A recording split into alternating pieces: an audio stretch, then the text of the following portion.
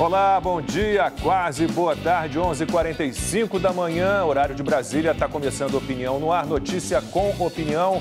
Hoje, 30 de novembro, é aniversário das cidades de Breves, no Pará, Santa Cruz, no Rio Grande do Norte, Franco da Rocha, aqui em São Paulo, e Jaboticaba, no Rio Grande do Sul. Parabéns para essas e outras cidades que fazem aniversário hoje, dia do teólogo e dia do síndico.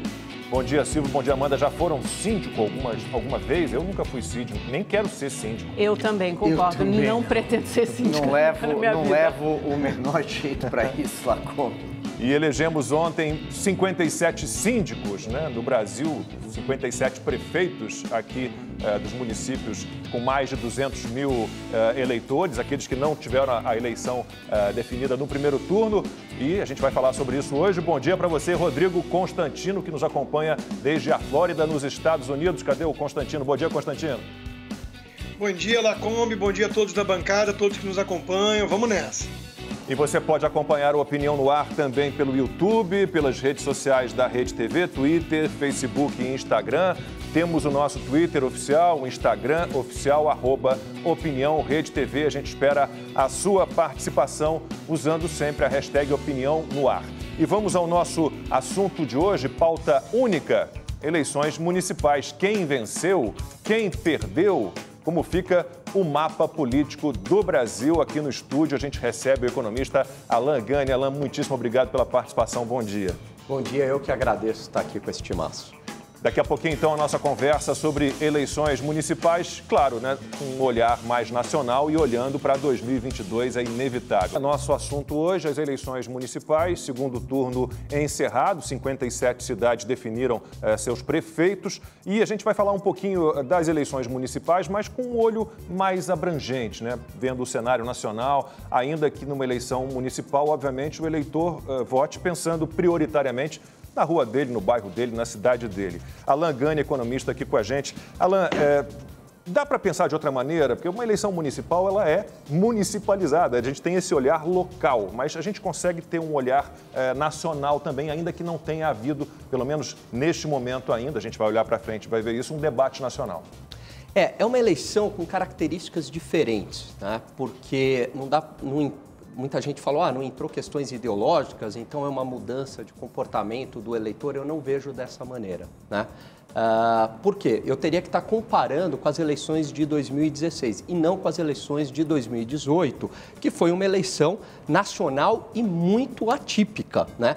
Eu tenho certeza que a eleição de 2022 entrará um debate ideológico muito forte. A eleição municipal, não dá para ter isso.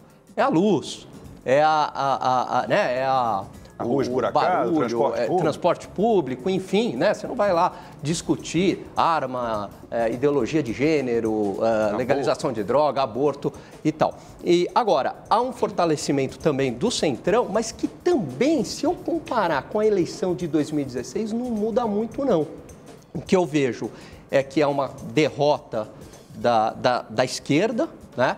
E um fortalecimento do Centrão. Mas daí para o Centrão ter um candidato competitivo e forte, é uma outra história, né? Mas o Centrão se fortalece e eu vejo também que o Jair Bolsonaro não é um perdedor.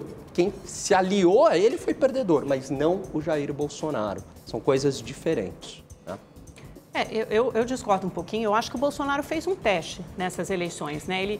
Ele apoiou vários candidatos no primeiro turno, principalmente no segundo turno, tanto é que ele sabe que ele perdeu, que no segundo turno ele adotou uma postura muito mais discreta. Mas no primeiro turno ele foi audacioso, ele defendeu uma série de candidatos, como Crivella no Rio, Russomano em São Paulo, Engler em BH, candidatos a vereadores, seu próprio filho Carlos Bolsonaro, que ganhou com 35 mil votos a menos em 2020. E esses candidatos, a maioria deles saiu derrotado das urnas. Então eu acho que ele deve ter pensado, bom, vamos ver se cola, vamos ver se aquela mesma onda que em 2018 me elegeu elegeu 50 deputados federais para o PSL, que até então era um partido nanico, com, sei lá, 2 deputados federais, elegeu vários governadores outsiders da nova política em 2018, continua forte em 2020. E eu acho que a resposta é um sonoro não. Essa onda não continua forte em 2020. Quer dizer que Bolsonaro será derrotado ou não é um candidato forte ou está enfraquecido para 2022? Também não. Acho que são coisas muito diferentes. Mas quer dizer que as circunstâncias mudaram, o contexto mudou, né? Aquele contexto da antipolítica mudou. Agora, eu acho que o eleitor deixou claro nessa eleição que ele quer boa gestão, tanto que ele reelegeu 9 dos 13 prefeitos e que ele quer uma eleição de resultados. Eu acho que o Bolsonaro será avaliado exatamente por isso em 2022. Ele não será mais um outsider, na verdade ele nunca foi, porque ele já estava quase 30 anos no parlamento, mas ele terá que mostrar uma gestão focada em resultados. Vamos ver como ele chegará em 2022. Eu pego essa carona aqui no seu sonoro não, para quem pergunta o que a eleição de 2020 tem a ver com a eleição de 2022, especialmente com a tentativa ou possibilidade de reeleição do presidente Jair Bolsonaro. Nada, absolutamente nada.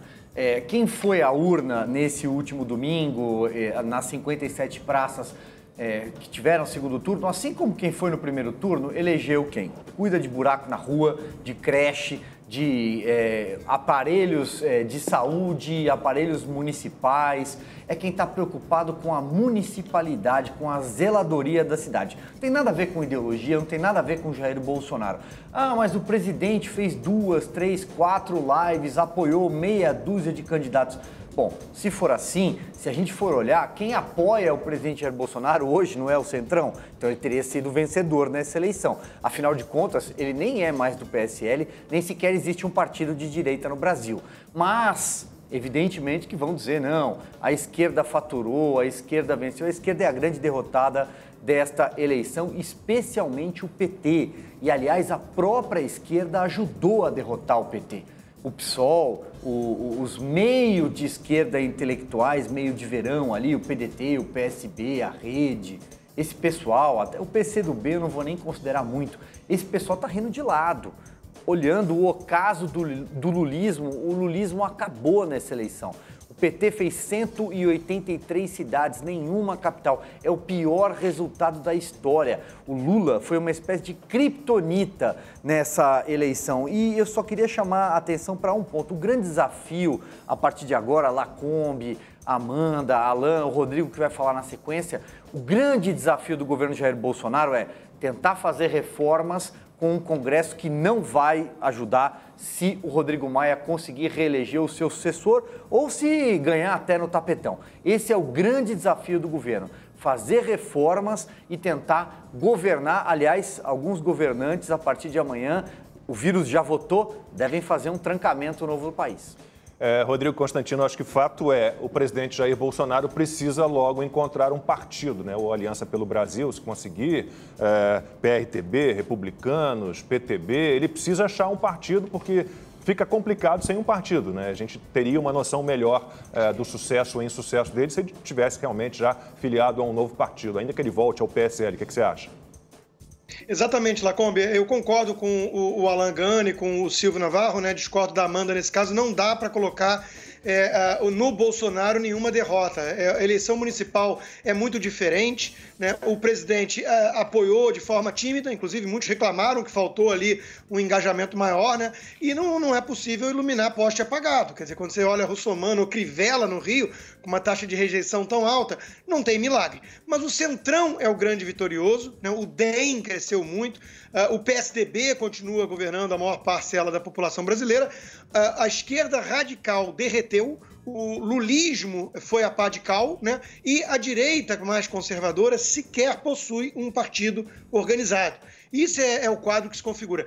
Essa eleição não é nenhuma prévia para 2022, mas ela tem influência em 2022. Por quê? Porque agora esse Centrão controla uma capilaridade muito grande, tem cabos eleitorais e isso é que vai exercer influência. Veja que curioso, numa entrevista hoje, o ACM Neto, do DEM, fala que conversa com todo mundo e não descarta nada, só o PT, só o Lula. Mas até o Ciro Gomes está na conversa, desde Mandetta, Moro, Huck, passando por candidato próprio do DEM ou até mesmo o Bolsonaro não radical. ou seja, se o Bolsonaro rechaçar a tal ala ideológica, até mesmo o Bolsonaro poderia contar com apoio, eventualmente, desse centrão, do DEM e companhia. Então, está tudo em aberto ainda, não dá para apostar ainda em nenhuma direção. O que se sabe é que o presidente Bolsonaro, independentemente de partido, é um nome muito forte, provavelmente no segundo turno já de 2022. Rodrigo, vamos dar uma olhadinha nos números da eleição aqui em São Paulo, com vitória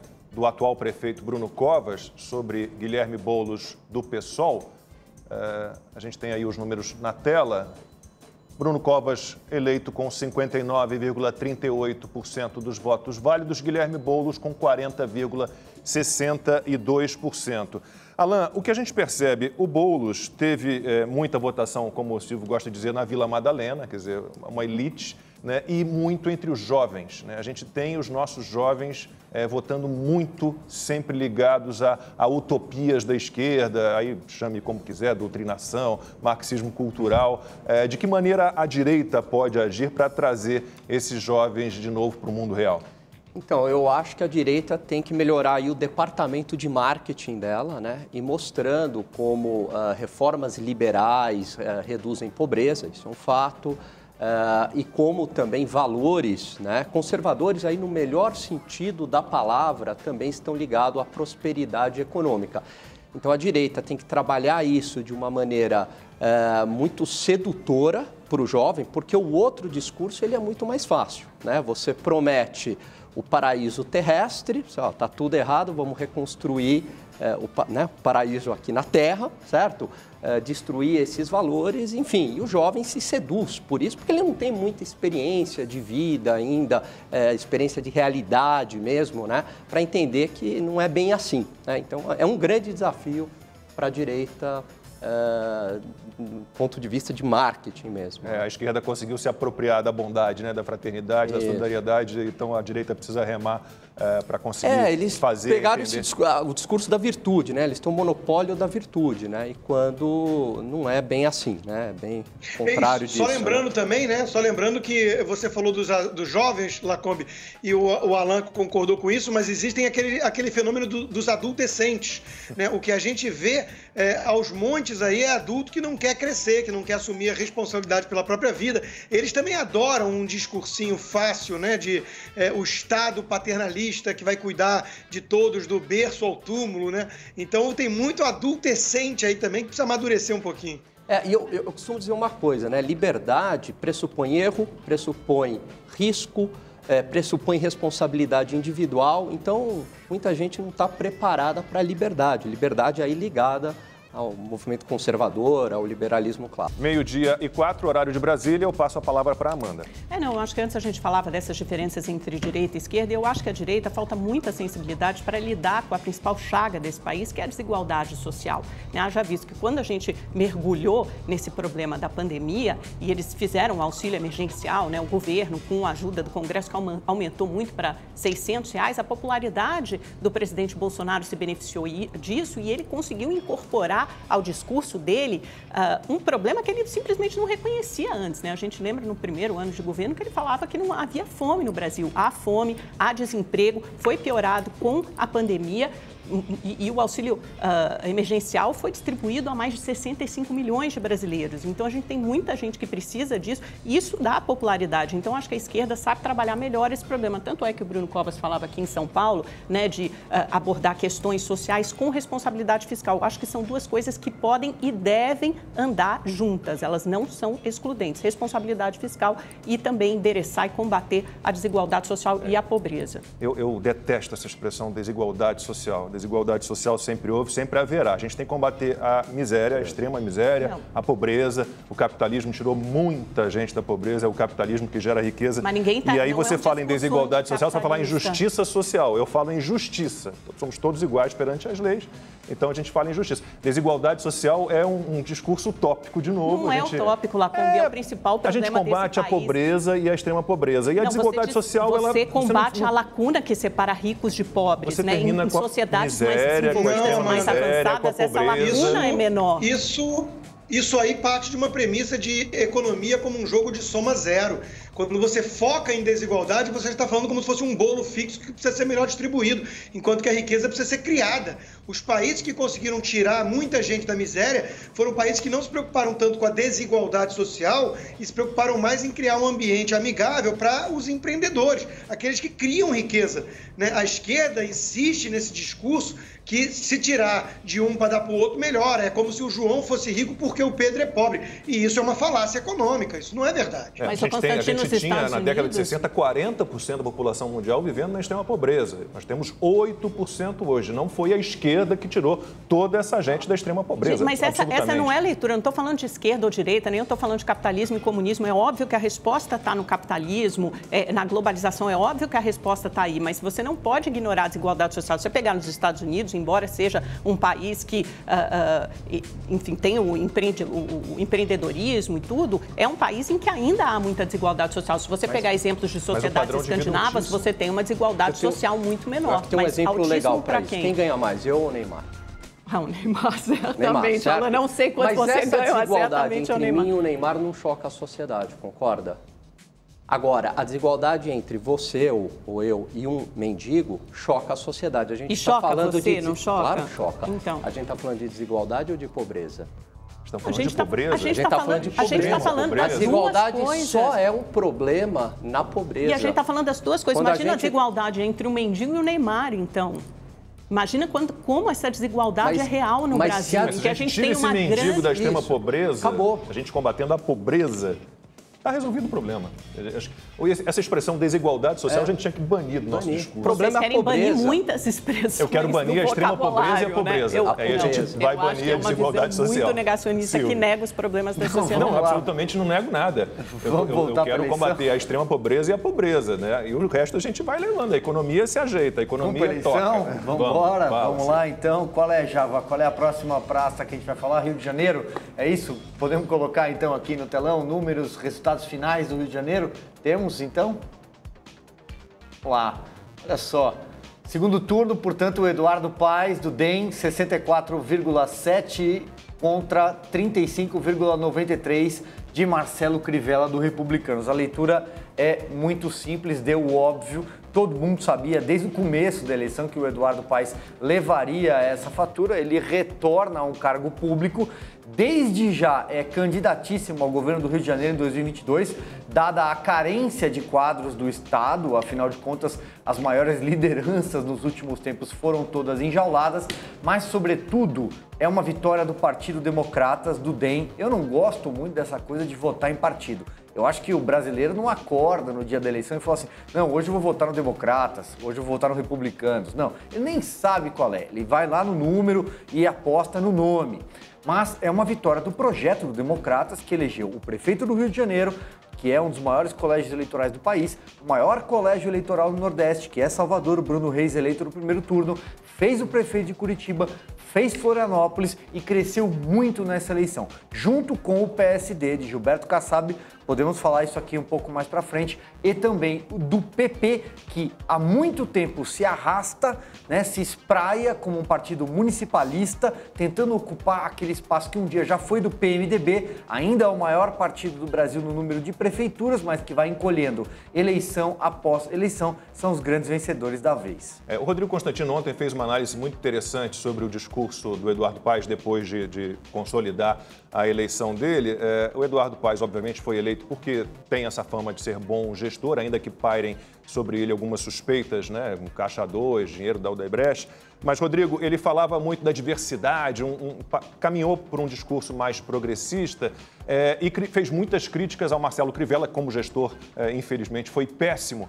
Mas é aquela história do Eduardo Paes, ele pede tolerância e, de certa forma, ele critica, né? Ele ataca a fé alheia. E aí a gente tem uma incongruência, né? Uma incoerência.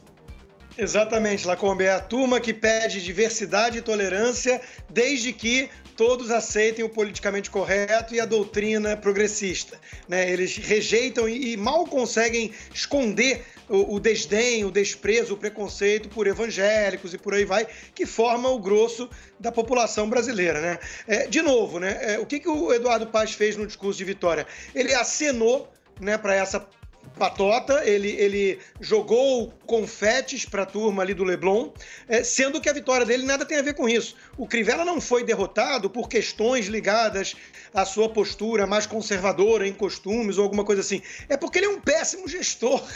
Né? E o Carioca olha para isso e percebe que o Crivella não tem nenhum cacoete de síndico, né? De gestor de uma cidade, enquanto que o Eduardo Paes, ao contrário, tem. Então, de novo, não entrou na equação ali da eleição municipal, né, no Rio de Janeiro, essas questões as quais o Eduardo Paes mencionou no seu discurso de vitória, já pensando provavelmente em 2022.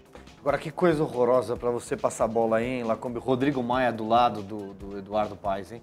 Que coisa. Mas por que horrorosa? Não é natural? Ele é presidente da Câmara dos Deputados, do mesmo partido do Eduardo Paes. Criptonita pura, né? Já começa mal. Não, aí a gente tem o Rodrigo Maia ao lado do Eduardo Paes, Alain, e a gente teve o governador Dória, se não me engano, falou mais ontem do que o prefeito eleito Bruno Covas na comemoração ali depois da consolidação da vitória. Então a gente tem Rodrigo Maia, Dória. E o que é curioso é que o Bruno Covas tentou descolar a imagem dele durante toda a campanha. Durante toda a campanha. Mas quando se consolidou ali a vitória, e o Dória foi uma vitória política importante. Isso primeiro a discursar foi Mas eu não vejo como uma vitória do Dória. Não, do Dória absolutamente não foi. A aprovação dele é baixa, 16%.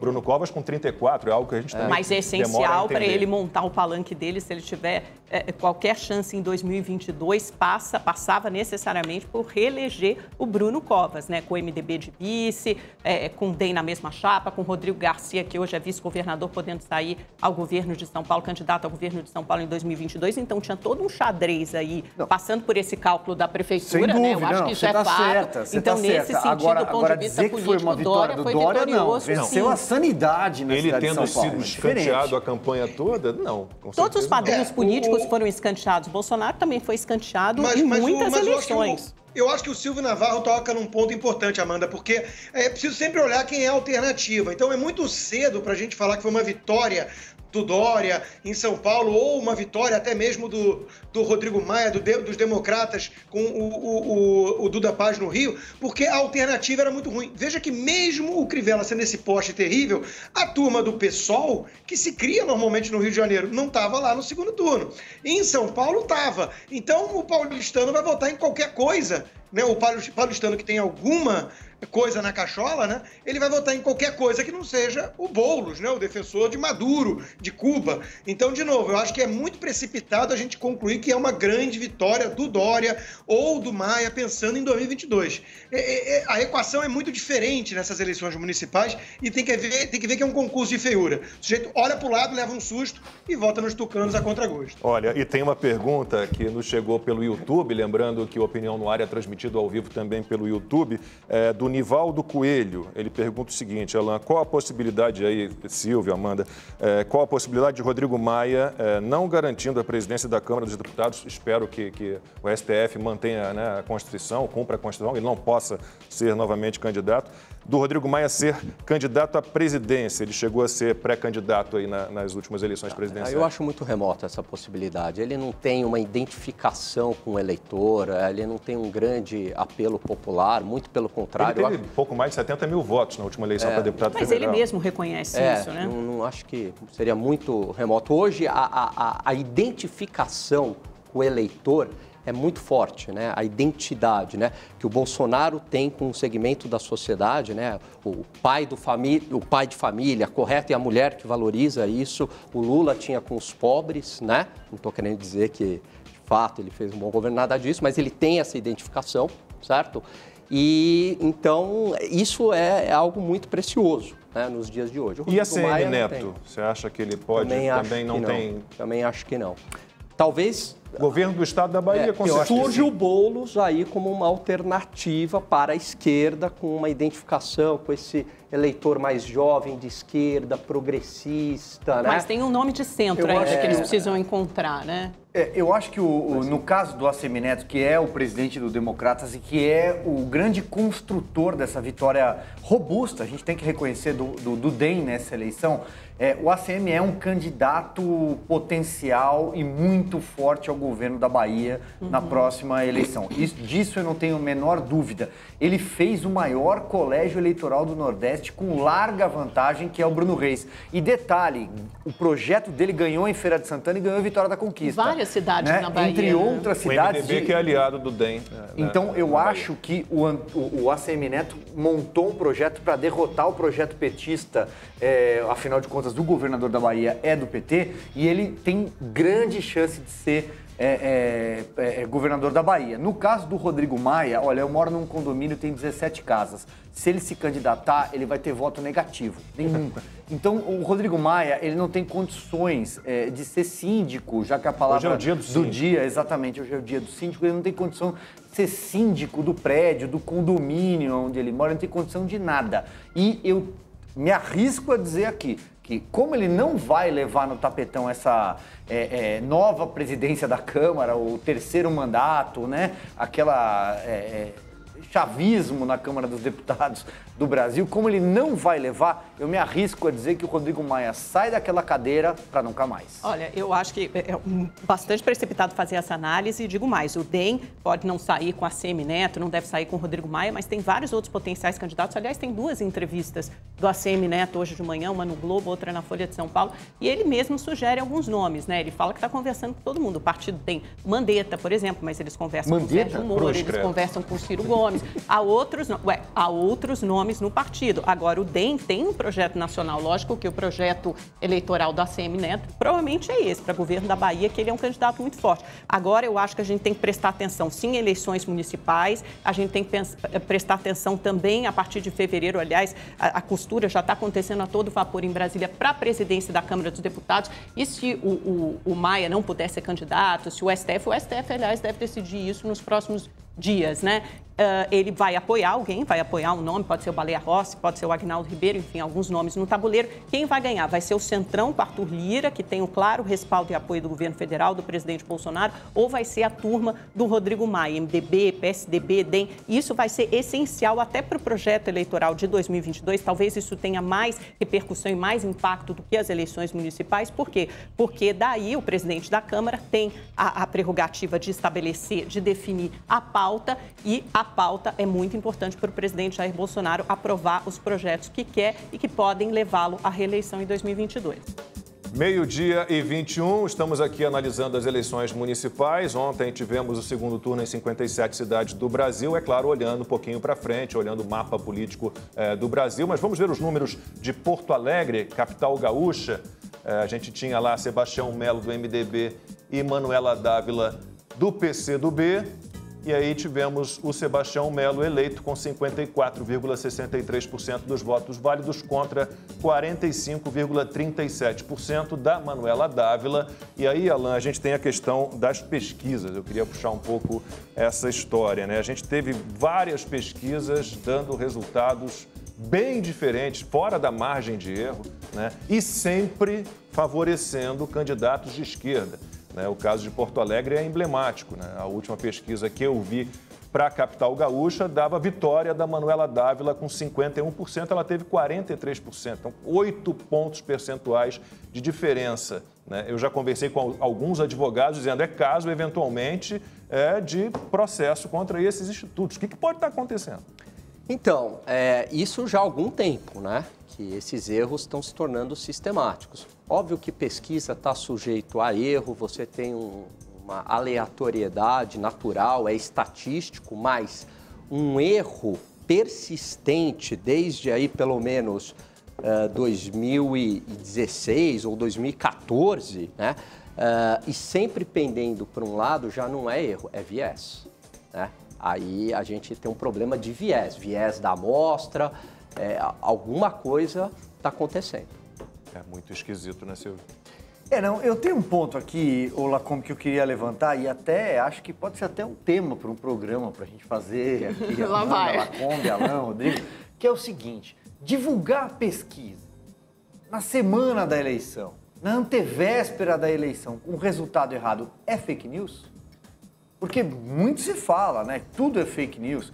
jornalistas fazem comentários, é fake news. Mas divulgar pesquisa errada é fake news? Mas aí você tem que provar que é proposital. Eu concordo que há um erro nas pesquisas e isso precisa ser revisto e analisado. E isso não se restringe às pesquisas no Brasil, pesquisas nos Estados Unidos, na Europa. Muitas vezes são incapazes de detectar. Normalmente eles podem até detectar uma tendência, mas via de regra, esses números têm sido bastante...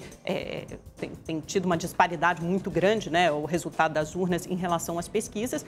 Provavelmente há um erro aí de metodologia, uma metodologia ultrapassada numa era de redes sociais, de WhatsApp, até de fake news. Agora, daí a dizer que há o viés claro... Não, eu não disse, eu fiz uma pergunta. Se você erra, tudo bem, você erra, mas você erra para um lado e você erra para o outro. Assim, Rodrigo Constantino, só erram, né, de modo que a esquerda seja beneficiada. Isso é que levanta as suspeitas.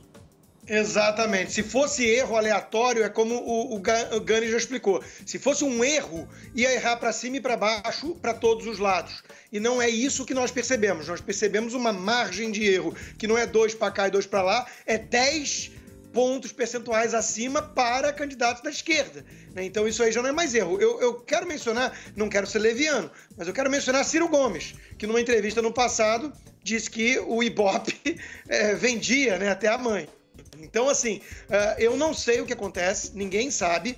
O que eu sei é que isso é ruim para a democracia. Isso vai minando a credibilidade desses institutos de pesquisa que ainda exercem influência no voto. Então, nós não podemos aceitar o status quo, nós não podemos aceitar a manutenção desse cenário. Porque esse cenário que está aí, ele está induzindo pessoas a votarem de uma forma diferente. Né? Então, há que se rever aí tudo o que está acontecendo em relação a esses institutos de pesquisa. Eles apresentam justificativas totalmente esfarrapadas. Uma eleição muito dinâmica, questão municipal não dá para pegar. De novo, isso não explica por que tem um viés no erro.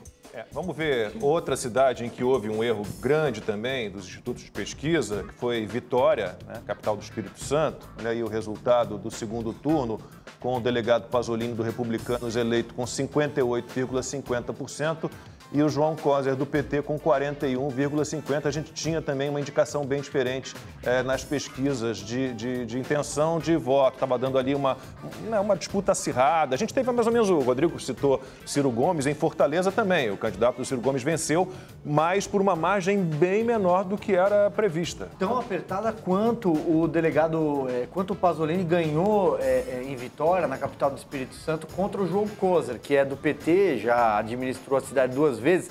Mas eu vou reafirmar aqui, vou tentar repisar esse ponto. Repito, estou só levantando uma pergunta, não estou fazendo uma afirmação.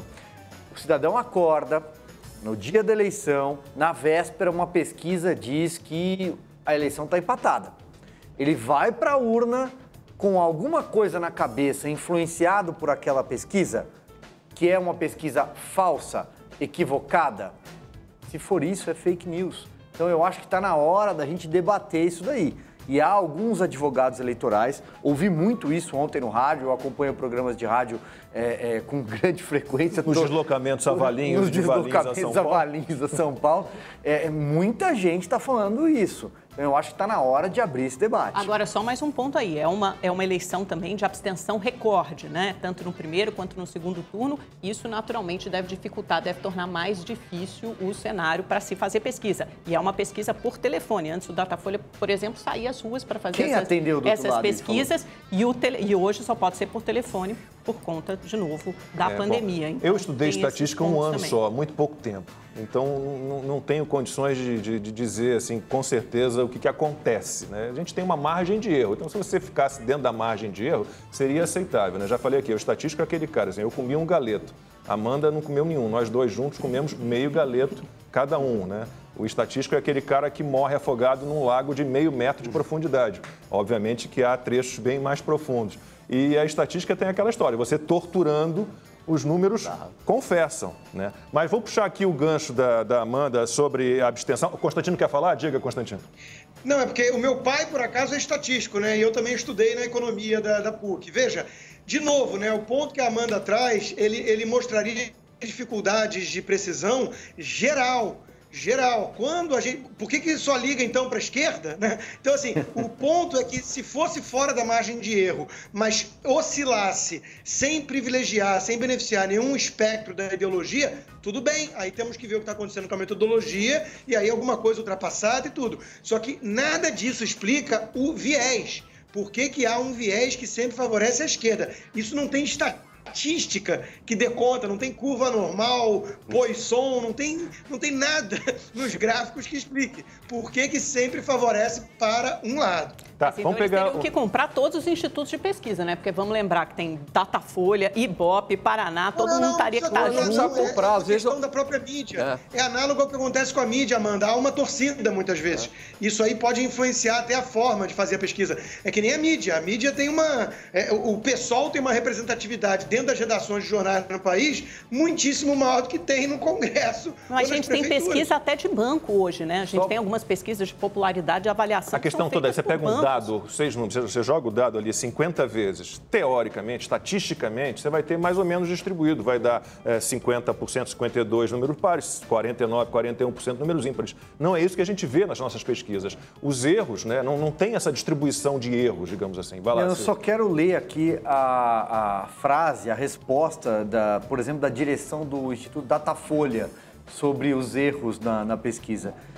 Abre aspas. Depois que a pesquisa de véspera é divulgada, muitos eleitores observam o resultado desse levantamento, articulam-se e, somado a outros fatores, mudam de voto. A única pesquisa que pode ser comparada com o resultado oficial é a boca de urna, que não foi feita. Então é melhor não fazer, concordo com o Silvio. Lembrando que os próprios partidos fazem seus trackings também, individuais, né? Todos eles fazem durante a campanha, essas ligações. Aí a gente não sabe se há uma dissonância muito grande entre o que a pesquisa apura e o tracking do Vamos falar um pouquinho de abstenção, um gancho que puxou aqui a Amanda, abstenção, brancos e nulos, por exemplo, no Rio de Janeiro, se você for somar abstenção, brancos e nulos, deu 55%, né? Em São Paulo, 45%.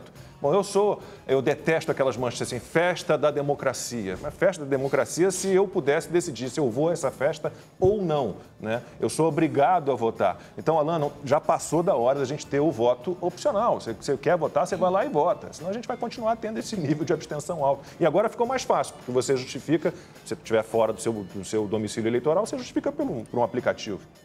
Também acho que teve essa questão tecnológica, talvez teve a questão da própria Covid, mas também teve uma descrença muito grande na política, né? A abstenção foi a grande vencedora da eleição, não foi o Centrão, né? Primeiro foi a abstenção, depois veio o Centrão. Mas eu acho que passou da hora, sim, eu acho que você tem que ter esse direito, né? Você não pode ser obrigado, isso vai contra liberdades individuais, você tem que ter esse direito se você vai votar ou não, concordo absolutamente. Números de Recife, vamos dar uma olhadinha lá no duelo dos primos em segundo grau, o João Campos acabou levando e a gente também tinha aí pesquisas para um lado e pesquisas para o outro, aí estava bem dividido, mas acabou que nenhuma pesquisa acertou, porque a margem foi bem grande, assim, comparado ao que a gente tinha por indicativo de pesquisas. Então, o João Campos do PSB eleito com 56,27%, derrotando a prima dele em segundo grau, Marília Arraes do PT, que teve 43,73%.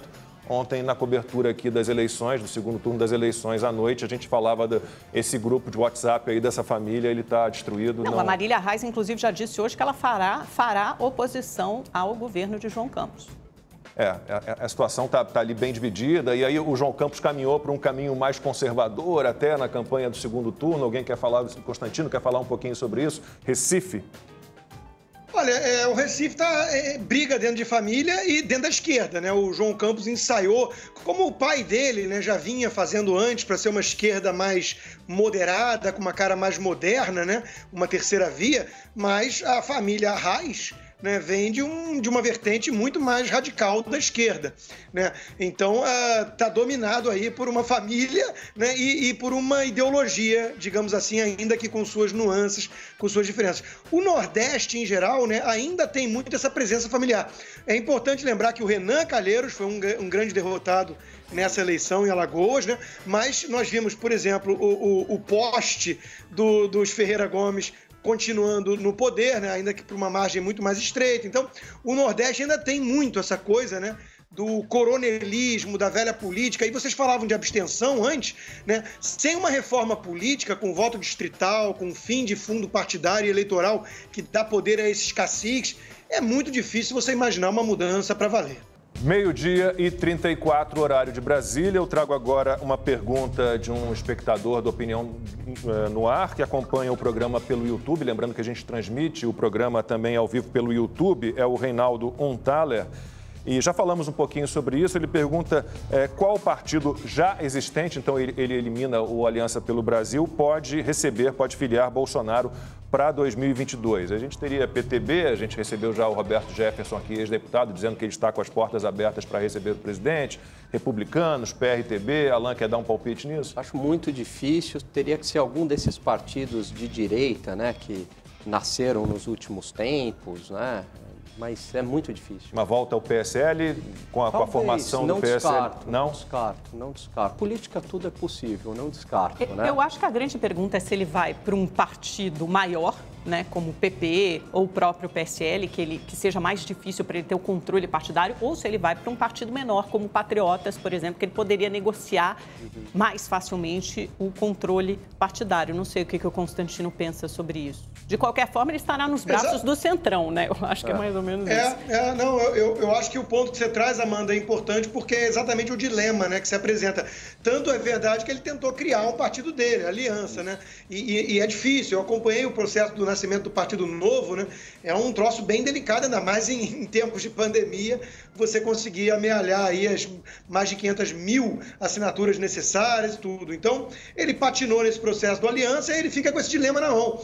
De novo, é cabeça de sardinha, né, para ele poder ir para um partido pequeno onde ele controla tudo, ou ser rabo de baleia, né, que você vai pegar aí um partido já estruturado, com seus caciques, e ao mesmo tempo você vai ficar na mão desses caciques. Vamos lembrar que no próprio PSL, que era pequeno e ficou grande graças ao bolsonarismo, né, houve esse tipo de problema, né? Ele ali com o Bivar, com o Luciano Bivar e tudo, porque não controlar o partido num país como o Brasil significa eventualmente problemas no futuro de laranjal, de problema de contas e um monte de outras coisas, né? É só fazer um rápido comentário aqui, Constantino. Pode ter certeza que é rabo de baleia, né? Porque assim, rabo de baleia, não, eu quero concordar aqui com a Amanda.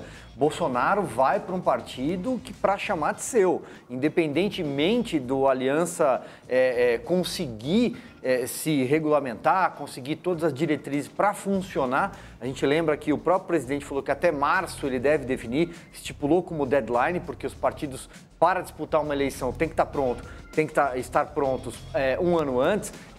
O Bolsonaro vai escolher por algum partido pequeno, mas que ele tenha absolutamente controle, Amanda, não tenho a menor dúvida disso. Ele não vai voltar, aliás, ele já foi filiado, por exemplo, ao PP, ao Progressistas. Ele não vai entrar num partido grande, o PTB do Roberto Jefferson, a despeito da vontade do Roberto Jefferson de ter o Bolsonaro como um grande filiado, não vai.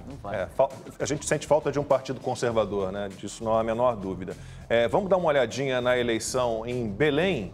Né? Em Belém a gente teve um prefeito eleito pelo PSOL, Edmilson Rodrigues, com 51,76% dos votos válidos. O delegado Egusto do Patriota ficou em segundo, perdeu o segundo turno, 48,24%. Alan. Eu acho que o PSOL teve duas grandes vitórias aí. Uma foi a eleição de uma capital, né, que foi no caso de Belém. Teve aumento do número de prefeituras e vereadores, mas ainda no cenário nacional com Belém pequeno. Chegou a 5 prefeituras de 5.600 e tantos muito pequeno. Municípios. Agora, a projeção do Guilherme Boulos em nível nacional, aí eu acho que foi uma vitória. Eu acho que o Guilherme Boulos sai com uma sensação de vitória dessa eleição.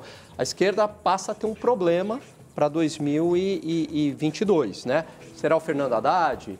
Será o Guilherme Boulos? Ciro Gomes, né? Você colocou ali uma pedra, algo no xadrez que... Será que é um problema, problema, Alan? Posso pegar um gancho nisso, Lacombe? Posso pegar um gancho nisso? Que eu já queria falar será que é um problema? Será que é um problema ou foi uma solução? Ou uma solução. Rodrigo falava sobre isso. Você falou, por exemplo, ontem. O Fernando Haddad. O Fernando Haddad deve estar descansando essa hora. Mas assim, o Lula acabou. Então, eu acho que o Boulos pode ser uma solução. E ter perdido essa eleição, o Rodrigo falou isso muito bem no final da nossa cobertura eleitoral ontem, pode não ter sido uma má ideia. Porque a chance de não ser uma boa administração, uma administração Boulos em São Paulo, era grande, né, Rodrigo? Exato, né? O pessoal não sabe administrar nada, o Boulos não gosta de trabalhar, gosta mais de invadir propriedades ou quebrar Fiesp, essas coisas, né? Então ele vai continuar 2 anos só falando besteira, né? Vendendo sonhos utópicos e irresponsáveis, mas ele sai com um recall, né? Isso aí que o Alan está falando é importante, porque 40% do eleitor paulistano é uma dimensão nacional. Então, eu queria pegar um gancho para fazer uma análise em relação ao que vocês falavam no outro bloco, né, sobre 2022. Veja, o Centrão está tentando se articular com algum nome. O problema é que tem muito nome e tem uns nomes que só na cabeça deles são competitivos, tipo Mandetta, né? Agora, tem alguns outros nomes que aí seriam mais competitivos, talvez. Qual é a chance do Centrão? Não existir uma polarização muito clara de novo. Porque se houver essa polarização, se de um lado a esquerda mais radical tiver coesa e vier com um nome forte com risco de segundo turno, tipo Boulos, né, aí é o Bolsonaro. Porque ninguém vai confiar num Dória, num Moro, num Huck para enfrentar um comunista. Porque essa turma tucana, a gente sabe que adora, né, cair no colo, sentada no colo de comunista. Né, e ser muitas vezes até instrumento, fala muito manso com comunista. Né, não chama nem de comunista. Né, então, eu acho que se houver uma esquerda mais radical coesa, esse centrão todo, ainda mais se estiver fragmentado com tantos nomes, não tem chance. É um segundo turno polarizado. E é tudo que o Bolsonaro deseja.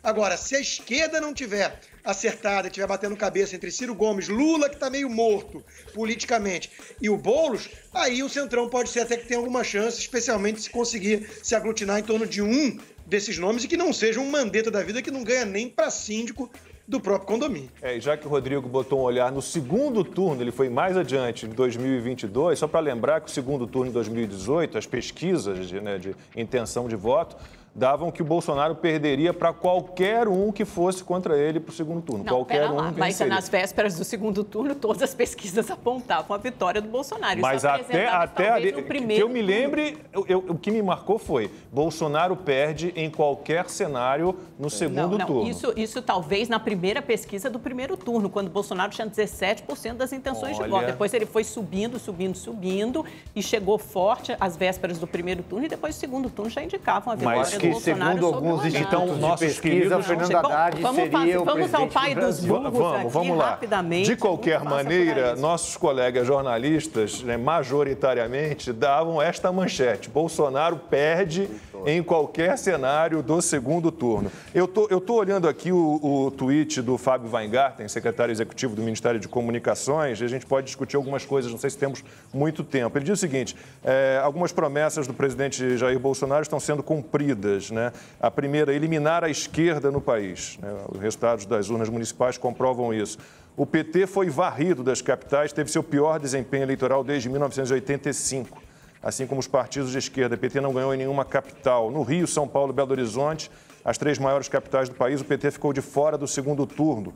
No Recife, apostou tudo na candidatura da Marília Reis, com apoio ostensivo do Lula, e perdeu. Aí aquela história, o Covas escondeu o Dória aqui em São Paulo, a Marília teria que ter escondido o Lula também lá na eleição no Recife. Acabou, tá aí o thread, né, que chama, né, o fio do Fábio Weingarten fazendo uma análise, ele que é secretário executivo do Ministério de Comunicações do governo Bolsonaro. Exatamente isso. Tanto a Marília Reis em Recife, como o João Coser em Vitória, eles disseram, não, é melhor não trazer o Lula aqui para a campanha, é melhor não. Mas ele falou, não, vou lá, vou mandar meu abraço, e deu no que deu, assim. Como eu vou usar a expressão que eu usei no começo do programa, é criptonita. Né? E aí o PT tem aquela coisa de dizer assim, não, mas o PT se recuperou, tem uns barbudos nas redes sociais, aquele pessoal que a gente conhece bem, que fala assim, olha só, o PT ganhou em Guarulhos, ganhou em Mauá, mas perdeu em São Bernardo, Santo André, Guarulhos não, ganhou em Mauá e Diadema, perdeu em Guarulhos, perdeu em São Bernardo, perdeu em Santo André. Então assim, mas em Minas Gerais, ganhou em Contagem, mas perdeu em Belo Horizonte. Então assim, é uma forma de tentar criar uma narrativa de que o Lula, de alguma forma, ainda tem força. O Lula acabou, o lulopetismo acabou, foi a pá de cal. Essa eleição é a pá de cal daquilo que era tratado como lulopetismo pela imprensa brasileira. Agora é de saber que papel esse PT vai ter nessa possível aliança. A gente sempre fala dessa possível aliança da esquerda e a esquerda chega na hora, ela se desentende, né? Não sobra muito acordo entre eles. E eu vejo que o discurso de esquerda no país ele vai mudar, né? Ele vai começar a se assemelhar mais com o discurso do Partido Democrata nos Estados Unidos. Então vão começar a entrar muitas pautas ideológicas, né? O PT ainda tinha aquele discurso muito focado na desigualdade, né? Que era uma bandeira.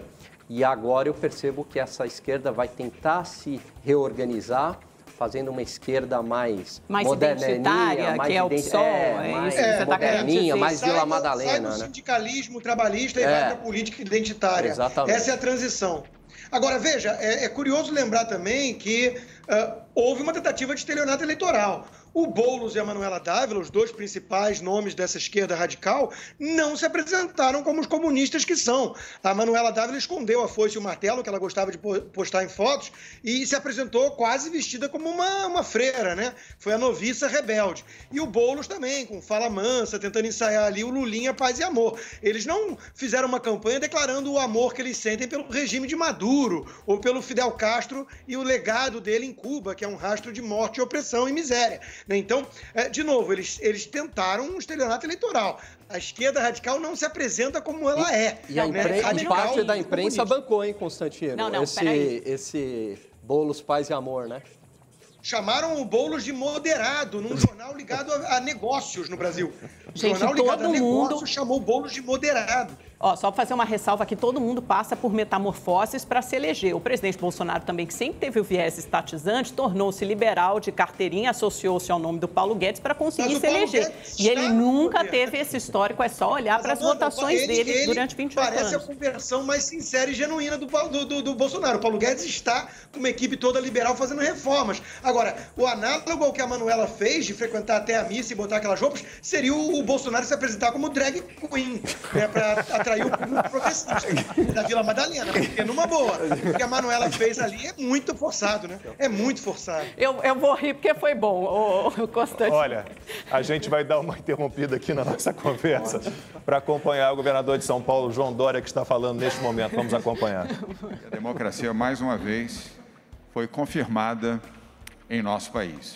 As instituições funcionaram plenamente, a democracia saiu vitoriosa e o Estado democrático de direito sai fortalecido.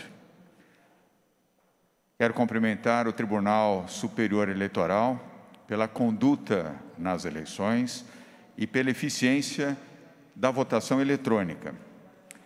E transmito aqui também os cumprimentos ao ministro Luiz Barroso, presidente do TSE, pela sua forma equilibrada, sensata, mas também a sua firmeza na conduta do processo eleitoral em nosso país. Ele já anunciou que o estado de São Paulo sai da faixa verde, né, para atenção à Covid-19, para a faixa amarela.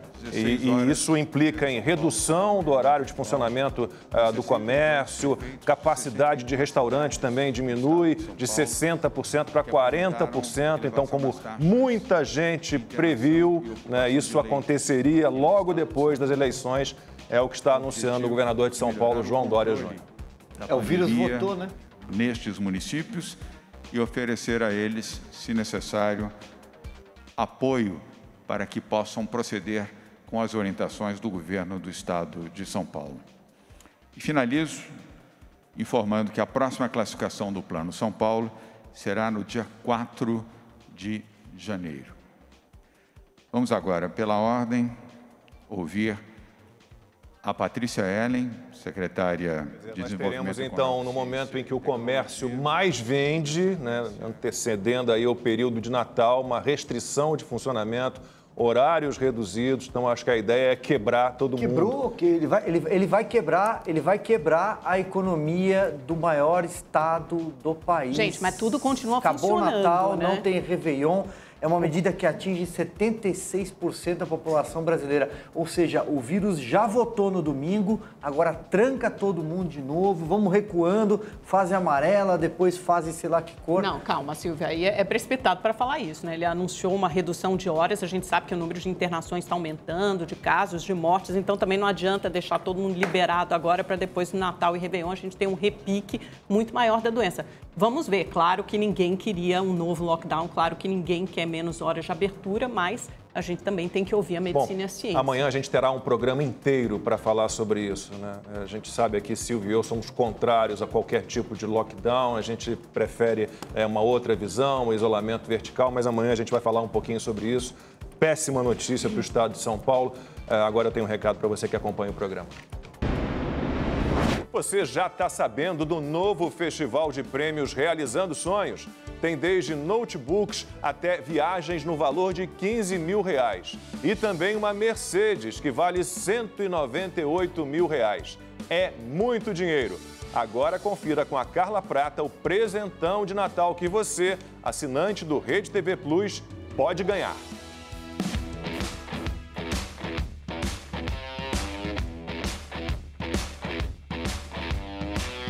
Agora chegou o grande momento de conhecer essa BMW X1 S-Drive. Ela custa quase R$200 mil nas concessionárias aí fora, mas pode ser sua por menos de 75 centavos por dia.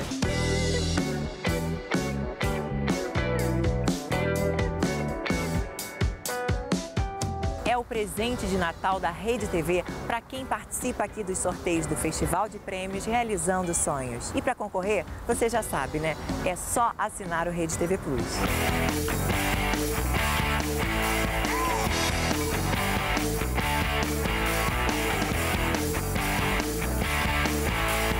E já que eu sei que você não vai perder essa oportunidade, vamos dar uma olhada nessa máquina de perto?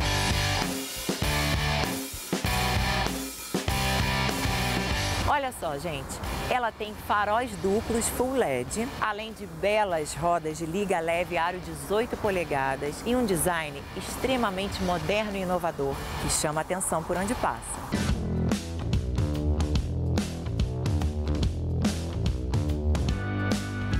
Mas tem mais. Por dentro, a potência e o charme também caminham juntos. Os bancos dianteiros têm ajustes elétricos. O ar-condicionado é completamente digital. A resposta do motor é surpreendente. Esse aqui é o carro que falta para dar vida a todos os seus planos.